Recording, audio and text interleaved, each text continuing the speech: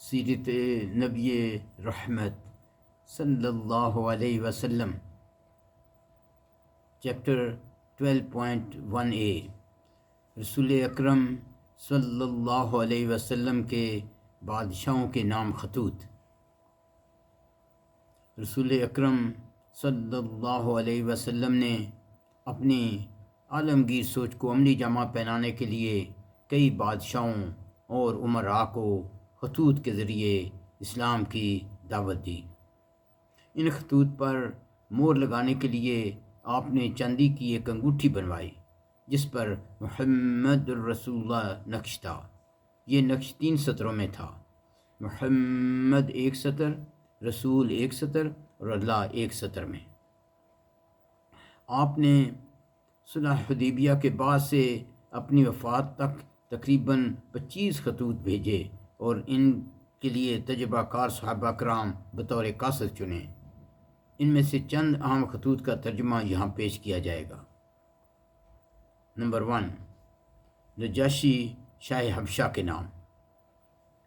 Note فرمائیے، حبشہ کے بادشاہ کو نجاشی کہتے ہیں۔ اس کا نام اسحمہ بن ابجر تھا۔ اس خط کے قاصد حضرت عمر بن امیہ دمری تھے۔ حضرت جعفر کی تقریر کے بعد نجاشی کو مسلمانوں کے ساتھ ہمدردی تھی، لیکن وہ اس وقت تک اسلام نہیں لایا، اس لیے آپ نے یہ خط لکھا۔ نجاشی کی طرف خط اور دوسرے خطوط میں فرق یہ ہے کہ اس کے اخیر میں وہ فقرہ نہیں جس میں بادشاہوں کو تنبیہ کی گئی کہ اگر انہوں نے اسلام قبول نہ کیا تو رعایا کا گناہ ان پر ہوگا۔ میرے قریبی رشتہ دار ڈاکٹر حمید اللہ صاحب نے رسول اکرم صلی اللہ علیہ وسلم کے ان خطوط پر بہت ریسرچ کی ہے۔ نجاشی کے نام خط کا ترجمہ یہ ہے۔ بسم اللہ الرحمن الرحیم۔ محمد رسول اللہ کی جانب سے نجاشی عظیم حبشہ کے نام۔ اس شخص پر سلام ہو جو ہدایت کی پیروی کرے۔ اما بعد، میں اللہ کی حمد کرتا ہوں جس کے سوا کوئی معبود نہیں، جو قدوس اور سلام ہے، امن دینے والا ہے، محافظ و نگران ہے، اور میں شہادت دیتا ہوں کہ عیسیٰ ابن مریم اللہ کی روح اور اس کا کلمہ ہے۔ اللہ نے انہیں پاکیزہ اور پاک دامن مریم بتول کی طرف ڈال دیا، اور اللہ کی روح اور پھونک سے مریم عیسیٰ کے لیے حاملہ ہو گئیں، جیسے اللہ نے آدم کو اپنے ہاتھ سے پیدا کیا۔ میں اللہ وحدہ لا شریک کی جانب اور اس کی اطاعت پر ایک دوسرے کی مدد کی جانب دعوت دیتا ہوں، اور اس بات کی طرف بلاتا ہوں کہ تم میری پیروی کرو اور جو کچھ میرے پاس آیا ہے اس پر ایمان لاؤ، کیونکہ میں اللہ کا رسول ہوں، اور میں تمہیں اور تمہارے لشکر کو اللہ تعالیٰ کی طرف بلاتا ہوں، اور میں نے تبلیغ و نصیحت کر دی، لہٰذا میری نصیحت قبول کرو اور اس شخص پر سلام ہو جو ہدایت کی پیروی کرے۔ تبریغ کے مطابق نجاشی نے اسلام قبول کیا اور اپنے بیٹے کے ہمراہ 60 افراد کو بہت سے تحفوں کے ساتھ ایک کشتی میں مدینہ کے لیے روانہ کیا، لیکن یہ کشتی راستے میں ڈوب گئی۔ اس نجاشی نے غزوہ تبوک کے بعد رجب 9 ہجری میں وفات پائی، اور رسول اکرم صلی اللہ علیہ وسلم نے اس کی غائبانہ نماز جنازہ پڑھی۔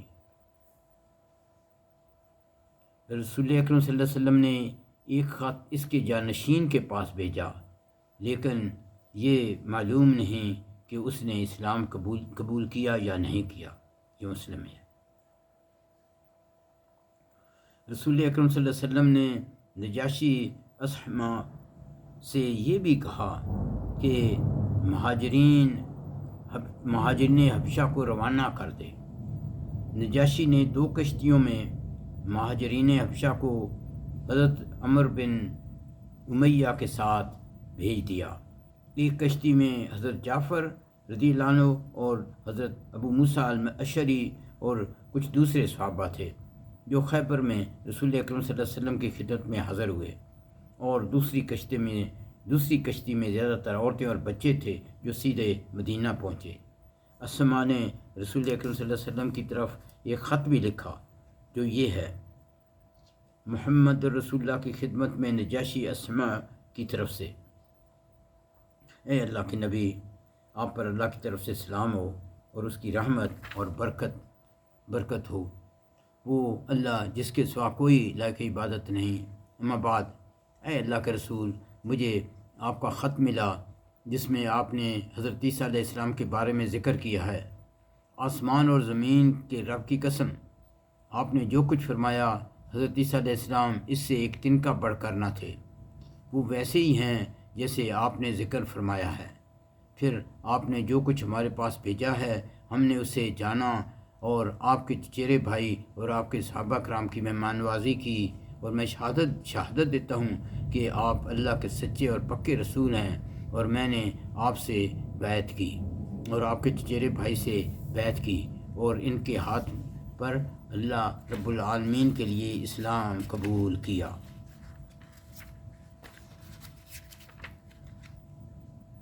خط نمبر 2، شاہ فارس خسرو پرویز کے نام۔ نوٹ فرمائیے، فارس کے بادشاہ کو کسریٰ کہتے ہیں۔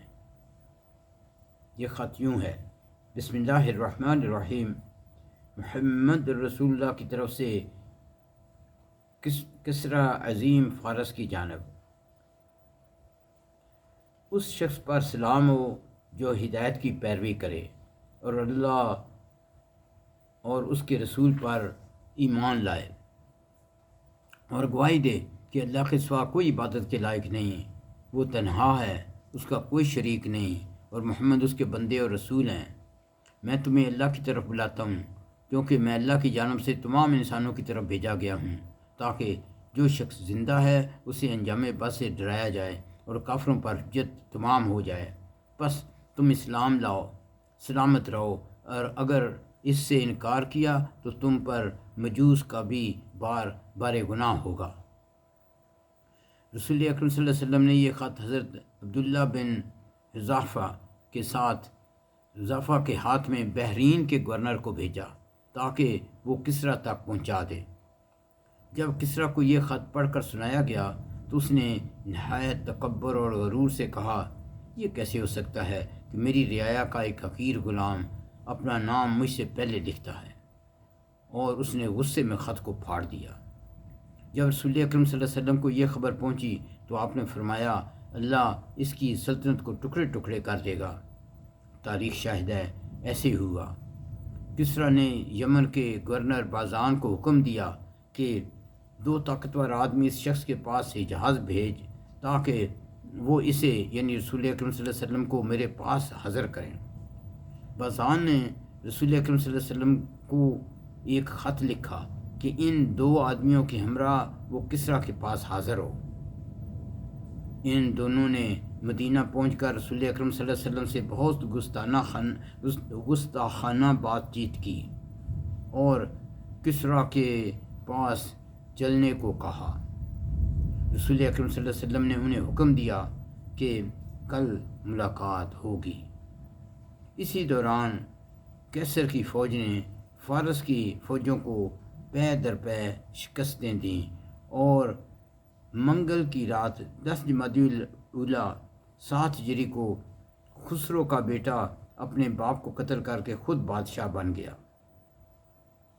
رسول اکرم صلی اللہ علیہ وسلم کو اس کا علم بذریعہ وحی ہوا، اور جب صبح کے وقت بازان کے دونوں نمائندے آئے تو آپ نے فرمایا کہ تم اپنے رب یعنی بازان کے پاس واپس جاؤ، بازان کے پاس واپس جاؤ، کیونکہ میرے رب نے تمہارے رب یعنی خسرو کو قتل کر دیا ہے اور اس کا بیٹا بادشاہ بن گیا ہے۔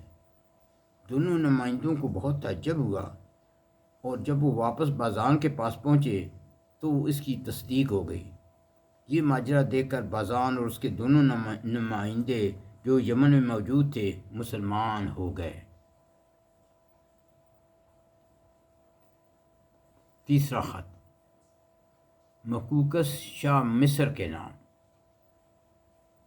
علامہ منصور پوری نے اپنی کتاب رحمت العالمین میں اس بادشاہ کا نام جریج بن متا لکھا ہے، جبکہ ڈاکٹر حمید اللہ صاحب نے رسول اکرم صلی اللہ علیہ وسلم کی سیاسی زندگی کے صفحہ 141 میں اس کا نام بنیامین بتلایا ہے۔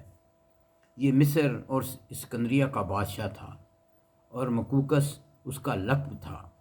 آپ کے خط کا ترجمہ یہ ہے: اللہ کے بندے اور اس کے رسول محمد صلی اللہ علیہ وسلم کی طرف سے مقوقس عظیم قبط کی جانب، اس پر سلام ہو جو ہدایت کی پیروی کرے۔ اما بعد، میں تمہیں اسلام کی دعوت دیتا ہوں۔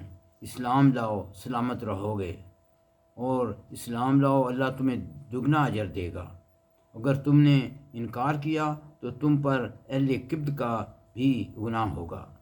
اے اہل قبط، تم اس ایک بات کی طرف آؤ جو ہمارے اور تمہارے درمیان مشترک ہے، کہ ہم اللہ کے سوا کسی اور کی عبادت نہ کریں اور اس کے ساتھ کسی اور کو شریک نہ ٹھہرائیں، اور ہم میں کوئی اللہ تعالیٰ کو چھوڑ کر کسی دوسرے کو رب نہ بنائے۔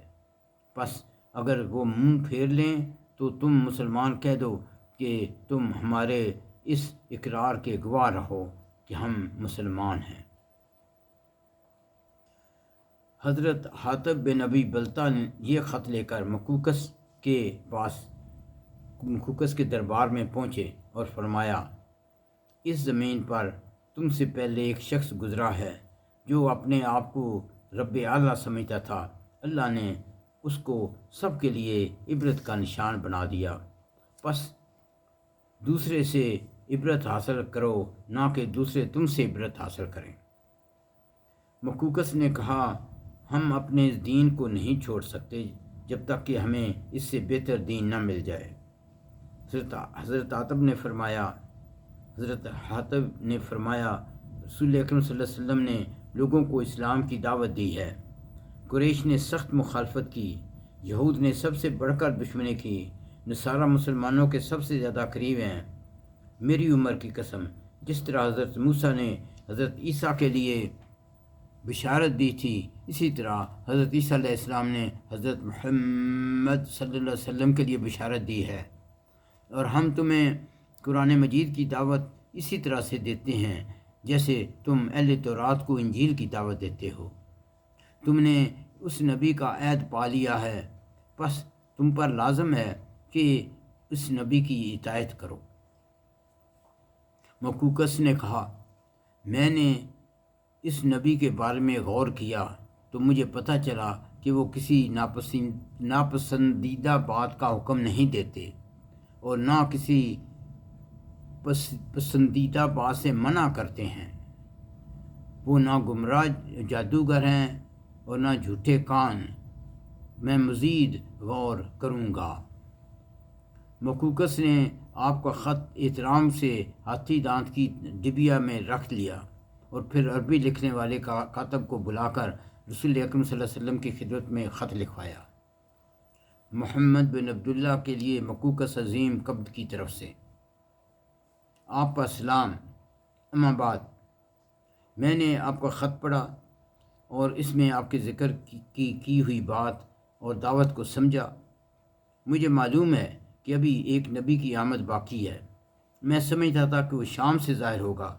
میں نے آپ کے قاصد کی عزت افزائی کی ہے اور آپ کی خدمت میں 2 لونڈیاں بھیج رہا ہوں جن کا قبطیوں میں بڑا مقام ہے، اور کپڑے بھیج رہا ہوں، اور آپ کی سواری کے لیے خچر بھی ہدیہ کر رہا ہوں، اور آپ پر سلام۔ بس مقوقس اسلام نہیں لایا۔ دونوں لونڈیوں کا نام ماریا اور سیرین تھا، اور خچر کا نام دلدل تھا، جو حضرت معاویہ کے زمانے تک باقی رہا۔ یہ چیز زاد المیعاد میں ہے۔ رسول اکرم صلی اللہ علیہ وسلم نے حضرت ماریہ کو اپنے پاس رکھا، اور ان سے رسول اکرم صلی اللہ علیہ وسلم کے بیٹے حضرت ابراہیم پیدا ہوئے، اور سیرین کو حضرت حسان بن ثابت کے حوالے کر دیا۔ ربنا تقبل منا انک انت السمیع العلیم وتب علینا انک انت التواب الرحیم۔